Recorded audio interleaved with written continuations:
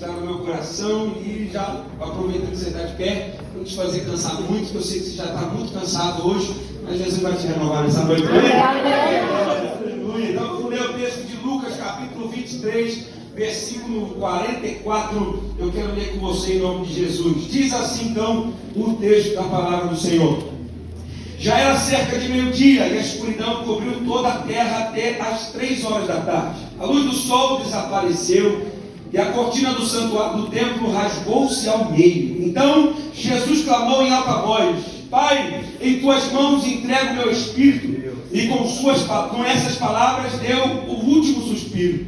Quando o oficial romano que supervisionava a execução viu o que havia acontecido, adorou a Deus e disse: sem dúvida este homem era inocente.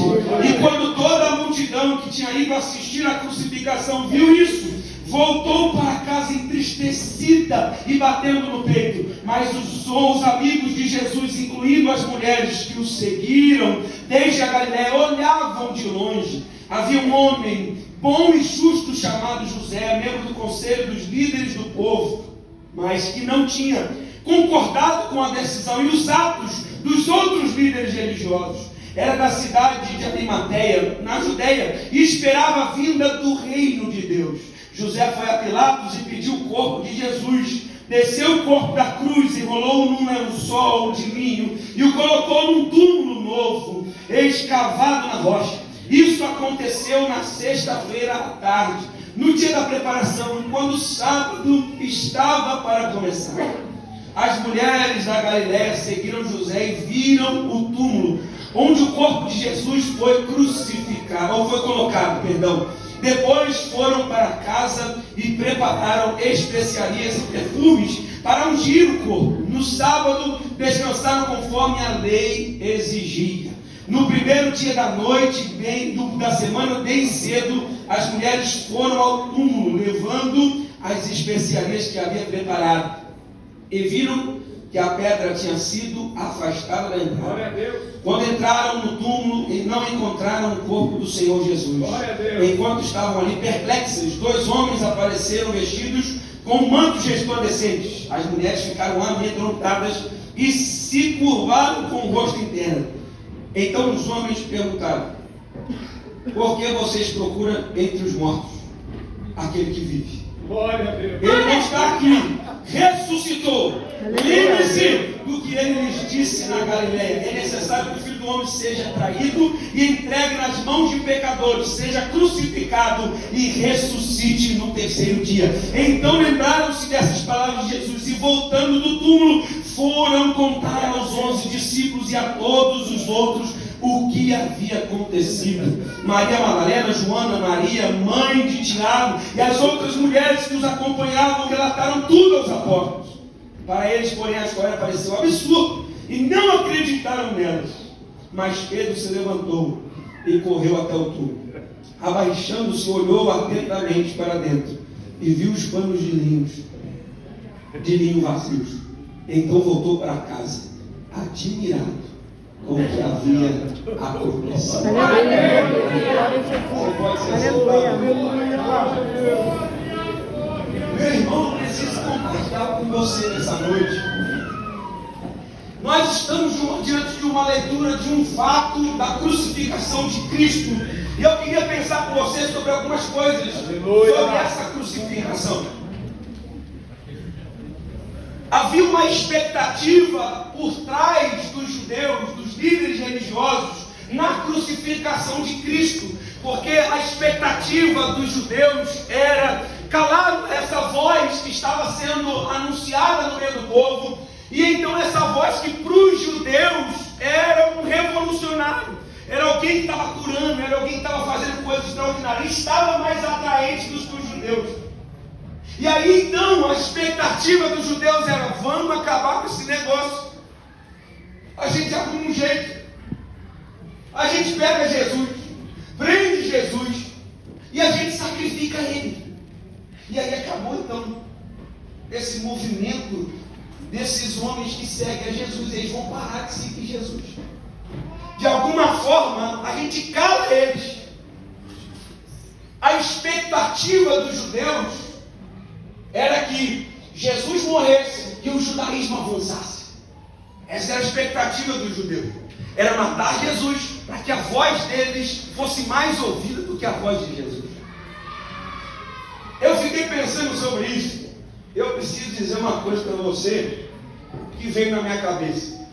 Quando eu olhei esse texto e eu li, estava meditando nesse texto, veio uma imagem na minha cabeça sobre a expectativa humana e a realidade de Deus. Glória a Deus.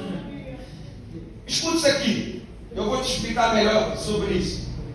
Quando eu era ainda mais jovem, porque eu já sou muito jovem, o pastor falou isso, eu preciso obedecer o que o mestre falou. Se ele falou, vai falar. Então eu sou muito jovem.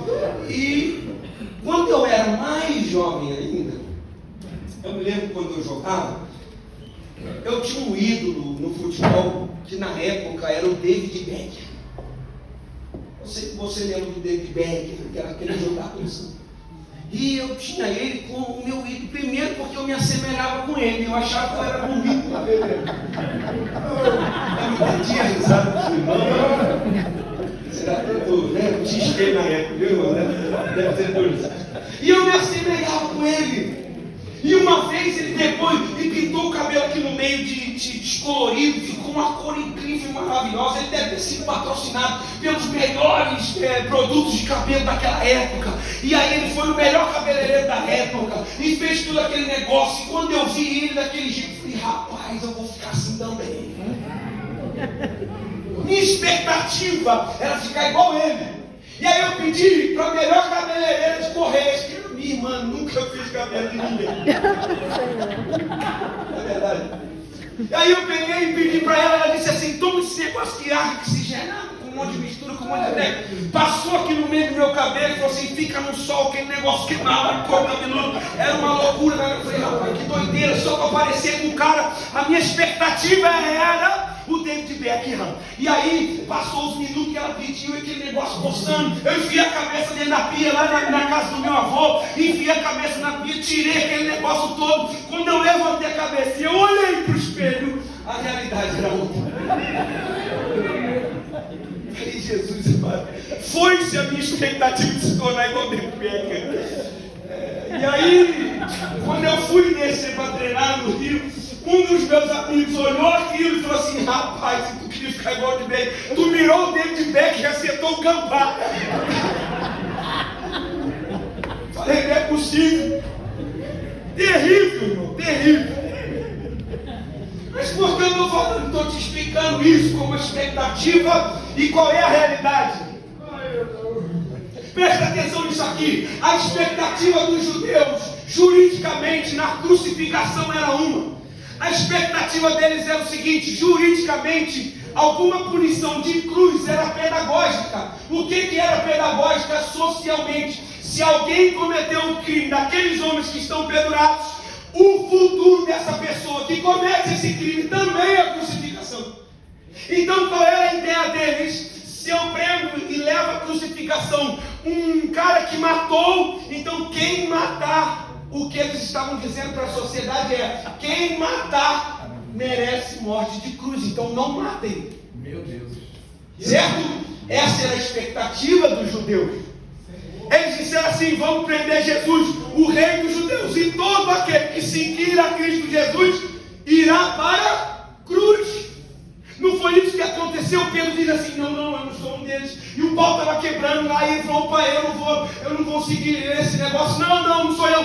Por quê? Porque era pedagógico. Quem seguisse Jesus ia ser preso. A expectativa dos judeus, ele atirou assim, dizendo assim, vamos matar todos os cristãos que seguem a Cristo Jesus. Realidade. Vamos comigo. Atos capítulo 3, versículo 13. A Bíblia vai dizer o seguinte, os discípulos depois de Jesus, Lucas relatando agora os discípulos depois de Jesus, ele vai dizer o seguinte, pois foi o Deus de Abraão, de Isaac e de Jacó, o Deus de nossos antepassados, que glorificou o seu servo Jesus, a quem vocês traíram e rejeitaram diante de Pilatos. Apesar de ele ter decidido soltá-lo, vocês rejeitaram o santo e justo e em seu lugar exigiram que um assassino fosse liberto. Mataram o autor da vida, mas Deus o ressuscitou dos mortos. Aleluia. Louvado seja o nome do E Senhor. os discípulos estão dizendo agora aqui no restante: e nós somos suas testemunhas. Eles miraram, vamos matar Jesus. Plantaram Jesus o primeiro. Veio mais 12. Veio mais 3.000. Veio mais 5.000. E assim. E esses discípulos que agora estão dizendo aqui no versículo 15, eles disseram assim: e nós somos suas testemunhas. Meu irmão, juridicamente, só pode ser testemunha quem presenciou o fato. Ou seja, esses homens estão dizendo assim: nós estávamos na crucificação de Cristo. Nós vimos ele ser sacrificado. Nós sabemos que vocês sacrificaram eles. E o que esses discípulos estão dizendo é o seguinte: o plano de vocês falhou. Nós vamos continuar pregando esse evangelho da crucificação de Jesus. O plano de vocês falhou. A expectativa era: vamos calar. Realidade multiplicou-se. Aleluia. Uma expectativa. O Deus está fiel, Jesus. Aleluia. O homem criou aquela expectativa extraordinária. Os judeus criaram aquela expectativa. Agora a gente acaba com os cristãos. Aleluia. Aí eles disseram assim: não, eu vivi uma experiência com Cristo Jesus. Eu vivi uma experiência com Cristo Jesus. Eu sou uma testemunha. Eu vi o fato. Foi verdade. Vocês mataram o santo, mas esse santo continua vivendo em nós por meio do Espírito Santo. Ele está vivo em nós. Aleluia. Esses discípulos agora assumem a responsabilidade de dizer assim: se vocês querem matar, se foi pedagógico, nós estamos aqui. Esse é evangelho. A expectativa é: a gente cala Jesus, e aí acabou, a gente acaba com o plano e tudo vai ficar tranquilo. Não, meu irmão, mataram Cristo, Deus levantou um exército de gigantes. O Espírito Santo de Deus começou a dizer assim: eu vivi uma experiência, eu vi o fato da ressurreição de Cristo Jesus, e eu sou uma testemunha viva. Segunda coisa que me chama a atenção nesse texto: os judeus queriam matar Jesus para tirar o Deus de Jesus do plano. Eles queriam arrancar o Deus de Jesus do plano, porque Jesus falava de um pai. Para o judeu não existia essa ideia de um Deus Pai tão próximo, porque Deus era santo, intocável, impronunciável no Antigo Testamento, porque a palavra Yahweh, na verdade, é uma palavra impronunciável por causa da tamanha santidade do Deus dos judeus. E aí então os judeus, em nome do seu Deus, disseram assim: vamos tirar o Deus de Jesus do plano e a gente mata ele. Essa era a expectativa, tirar Deus do plano. Satanás também estava por trás de uma expectativa. Se você vê na Bíblia, Jesus, quando ele sai e vai para o deserto, Satanás tenta ele. Por quê? Porque se Jesus pecasse, acabou o plano de Deus. Não tem mais redenção, não tem mais perdão dos pecados, não tem mais Cordeiro Santo agora para ser sacrificado. Então eles quiseram acabar com o plano de Deus, excluindo Jesus da situação. Muito obrigado, Deus, Senhor da A glória. realidade: eles atiraram tentando acabar com Jesus, dizendo assim: vamos tirar o Deus de Jesus do plano. A realidade foi Efésios 1, versículo 4. Diz assim: mesmo antes de criar o mundo, Deus nos amou e nos escolheu em Cristo Jesus para sermos santos e sem culpa diante dele. Ele nos predestinou para si, para nos adotar como filhos por meio de Jesus Cristo, conforme o bom propósito de sua vontade. Deus assim o fez para o louvor de sua graça gloriosa, que Ele derramou sobre nós em seu Filho amado. Ele é tão rico em graça que comprou nossa liberdade com o sangue de seu Filho e perdoou nossos pecados. Generosamente derramou sua graça sobre nós, e com ela toda a sabedoria e todo entendimento. Agora Deus nos revelou sua vontade secreta a respeito de Cristo, isso é, o cumprimento de seu bom propósito. Glória a Deus. Glória a Deus. E agora ele encerra o apóstolo Paulo dizendo: Aleluia. E o plano de Deus é este. No devido tempo, Ele reunirá sob a autoridade de Cristo tudo que existe nos céus e na terra. Além disso, em Cristo, nós nos tornamos herdeiros de Deus, pois Ele nos predestinou conforme o seu plano e faz com que tudo ocorra de acordo com a sua vontade. Aleluia. Os judeus disseram assim: vamos tirar Deus do plano. Paulo vai dizer assim: ninguém tira Deus. Ele é o plano. Aleluia. Desde a fundação do mundo, Ele é o plano. Meu irmão, escuta isso aqui pelo amor de Jesus. Às vezes a gente vê algumas coisas que a gente fica meio entristecido. Eu preciso dizer isso para você. Tem muita gente que chega diante de Deus e diz assim: Deus, esse é o meu plano assim, né? Aleluia! Deus, aleluia. Tem gente que às vezes, eu estou ouvindo certas coisas na internet, eu acho que é só na internet que acontece essas coisas. Tem gente que diz assim: não, você tem que fazer isso, você tem que fazer aquilo, e o teu plano, e o teu jeito, e não sei o que é isso, eu fico olhando para Jesus, parece que eu estou num posicionamento acima de Deus, e Deus está me servindo. Não é sobre o meu plano, é sobre o plano dele. Está realizando. Aleluia! Eu só estou participando do plano dele. Ele já está cumprindo o seu plano há muito tempo. Meu irmão, não é o meu plano, não é sobre um plano que eu sou, de realizar os planos que eu tenho. Eu sei que é bom nós planejarmos, é importante nós organizarmos, mas eu quero dizer uma coisa para você: Deus tem planos que já está acontecendo. Aleluia. Ele é Deus. Ele é Deus. Aleluia. Glória a Deus. O que nós Aleluia. precisamos entender nós precisamos participar do plano de Deus. O problema é, meu irmão, que a minha empresa, meu negócio, a minha casa não está participando do plano de Deus. Deus está fazendo, a gente está aquém do que Deus está fazendo. Era isso que estava acontecendo. Deus estava fazendo algo extraordinário na vida de Jesus e os judeus estavam tão cegos que eles estavam aquém do que Deus estava fazendo. Aleluia. Achando que os seus planos eram os melhores, a expectativa melhor, a expectativa maravilhosa. Irmão, quero dizer uma coisa para você. Paulo disse: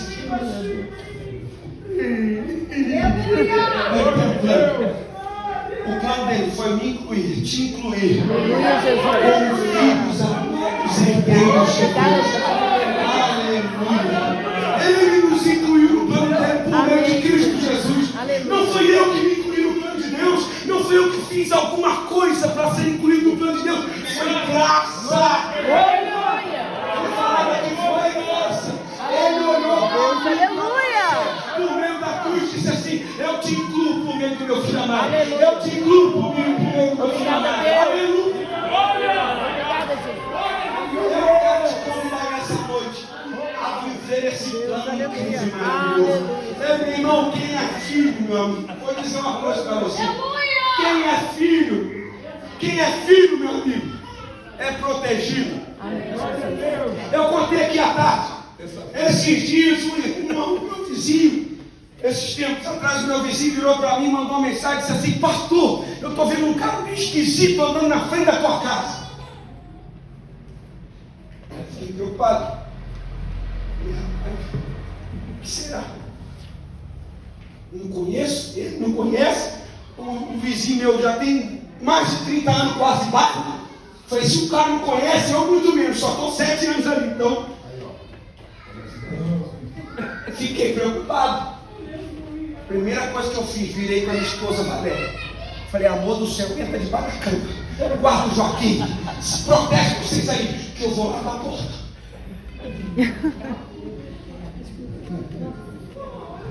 Abri a janela da cozinha. Fiquei com o olhão para a porta assim. Deus, Uma cara. aleluia. Com medo da Aleluia. Mas eu estava: Senhor, tu és o Senhor. Aleluia. Protege-me. Aleluia. Eu estava cheio de medo, mas eu estava, Senhor, guerreiro minha guerra. Porque se eu for, eu posso perder, mas o Senhor nunca perdeu uma batalha. Aleluia, Jesus. Aleluia.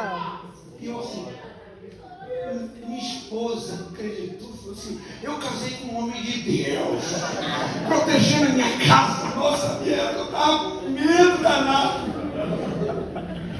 Meu Senhor que é lindo. Amém. Mas deixa eu dizer uma coisa para você. O Pai protege. Aleluia. Aleluia. Aleluia. Glória a Deus. É lindo, Jesus. Aleluia. Amém, Senhor. Glória a Deus. Eu estava pronto a proteger a minha família, porque eu tenho um plano na minha família, de levar para a eternidade. Aleluia, Jesus. Glória a Eu Deus. estava disposto a dar minha vida pela minha esposa e pelo meu filho. Para proteger. Deixa eu dizer uma coisa para você. Nenhum plano teu pode proteger o plano de Deus.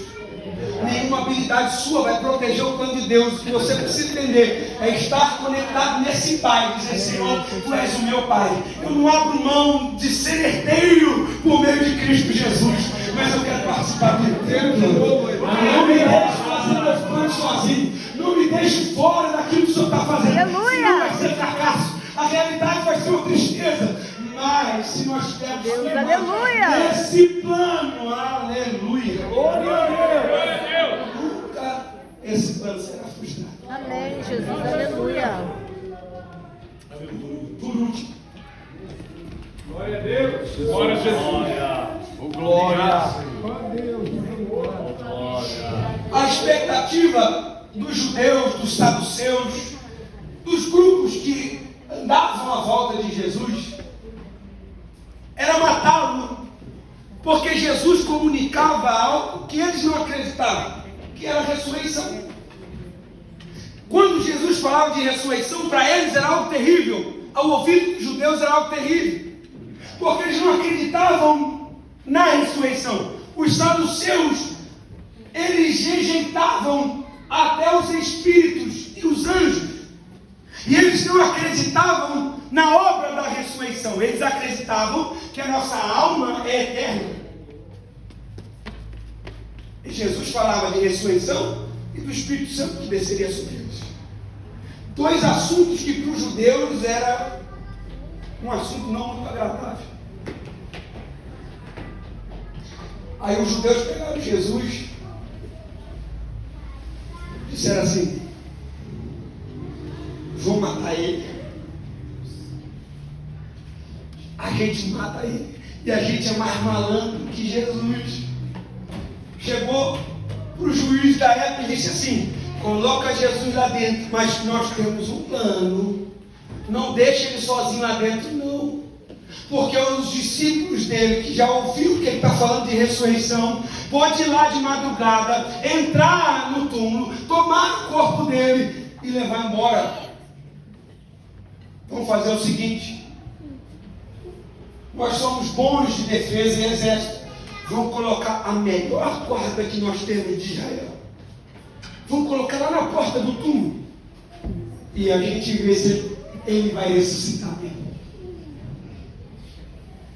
A expectativa dos judeus, para eles, era armar de tal maneira, para que não houvesse a ressurreição de Cristo, porque eles não acreditavam. Pois bem, o apóstolo Paulo vai contar a realidade, e o texto que nós lemos vai contar essa realidade. Glória a Deus. Diz assim, 1 Coríntios, capítulo 15, versículo 20. Glória a Jesus. Oh Deus. Mas Cristo, de fato, ressuscitou dos mortos. Aleluia. Ele é o primeiro fruto da colheita de todos que adormeceram. Uma vez que a morte entrou no mundo por meio de um único homem, agora a ressurreição dos mortos começou por meio de um só homem. Assim como todos morremos em Adão, todos que são de Cristo receberão nova vida. A expectativa era: a gente não tem ressurreição e a gente mata esse cara e acabou esse plano desse Deus dele. Realidade: Jesus é o primeiro a ser ressurreto. Aleluia. Do primeiro, o primogênito, a primeira semente. E agora todo aquele que nem Cristo, crê em Cristo Jesus, ressuscitará junto com ele para a eternidade. Aleluia.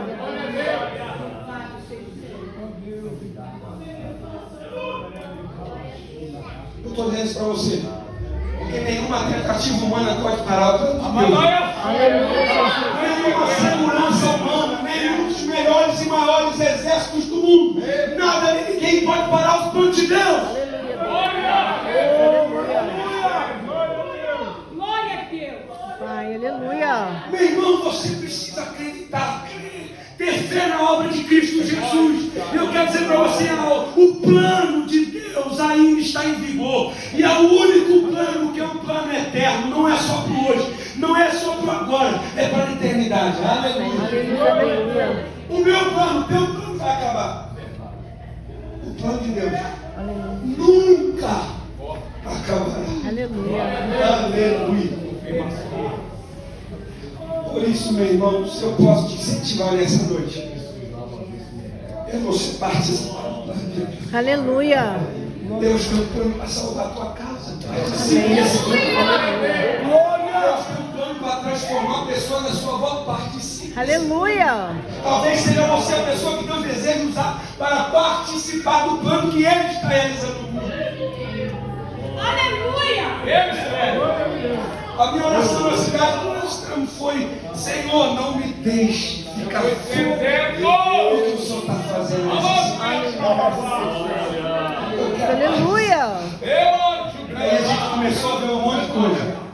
Quando foi a prefeita da cidade me mandou uma mensagem: pastor, eu preciso de oração, preciso tomar uma decisão séria. Que o Senhor ore por mim, que eu estou precisando. Coisa linda. Eu estou participando. Aleluia. Eu estou participando do plano do Senhor. E eu olhei para mim e disse assim: quem sou eu, meu filho do Paulo, na verdade? É o plano de Deus. Deus, aleluia. Deus quer fazer, ninguém pode pedir.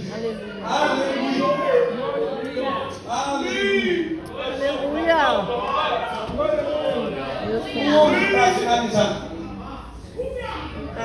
Jó capítulo 42. Versículo 1 e 2. Ele disse assim: então Jó respondeu ao Senhor: Deus, aleluia. sei que podes fazer todas as coisas. E ninguém pode frustrar os seus planos. Jó passou tudo que passou, enfrentou tudo que enfrentou. No final da vida ele disse assim: eu sofri, doeu, machucou, bateu, eu estou arrebentado, o Senhor me restaurou. Pode acontecer o que for. Jó disse: pode acontecer, pode.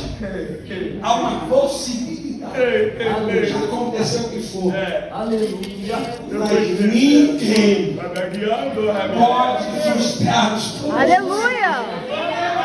Glória a Deus, aleluia. Pode tentar matar. Toda a honra e toda a glória O plano de Deus não frustra. Jesus, aleluia. Pode se levantar contra, tirar o plano de Deus, vamos matar Jesus. Ninguém vamos prender Jesus lá dentro morto. Eu quero ver essa ressurreição que ele está falando. O homem planejou, você sabe disso, o maior exército de defesa hoje no mundo. Qual que é? Israel. Israel. É esse mesmo Israel, meu irmão. Meu Senhor da glória. Bota lá, o melhor soldado que nós temos. E eu quero ver que ele vai ressuscitar. Daí a pouco as mulheres vão lá, prepara tudo que preparam. Estão chegando lá e a pedra estava aberta. E elas entrou mais um cadinho, olhou lá dentro e disse assim: ué, Cadê o soldado que estava aqui? Os caras não eram bons pra caramba. Aleluia, Jesus. Ele não estava pincado até os dentes. Cadê? O que aconteceu? Venda isso nas Aparece dois homens. E diz assim: por que vocês procuram dentro do morto? Soberano de Barra. Aquele que vive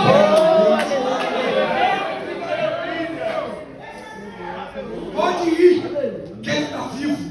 O plano dele não acabou.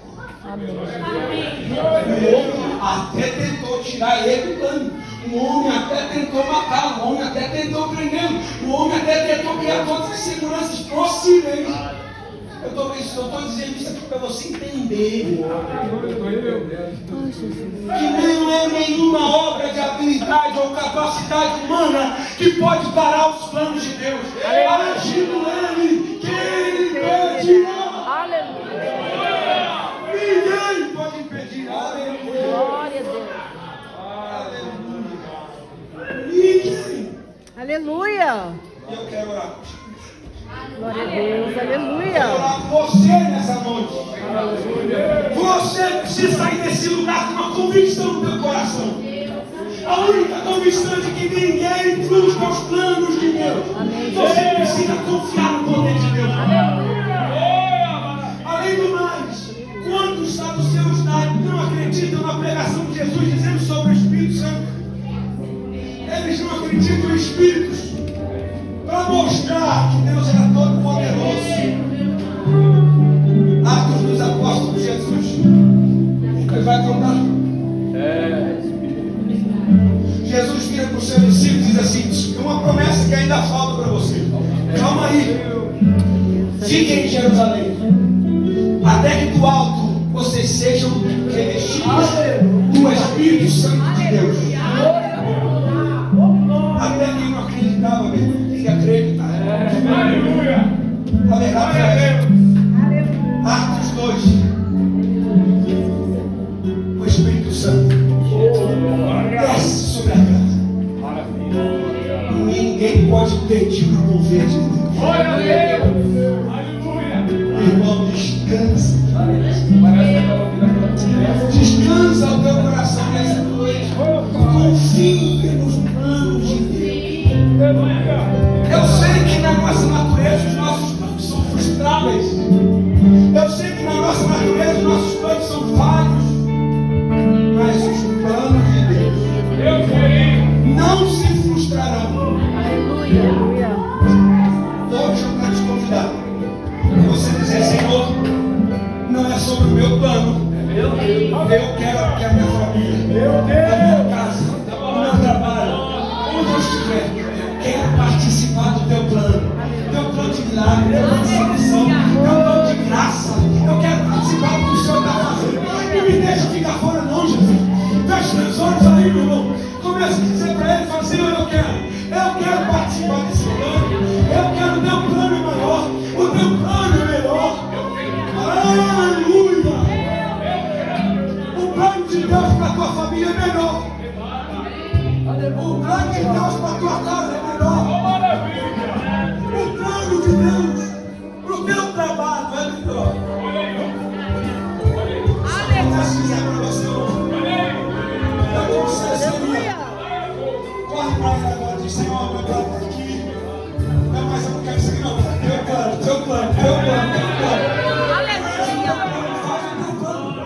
Faz o teu plano, Jesus. Porque o teu plano não se frustra. Aleluia.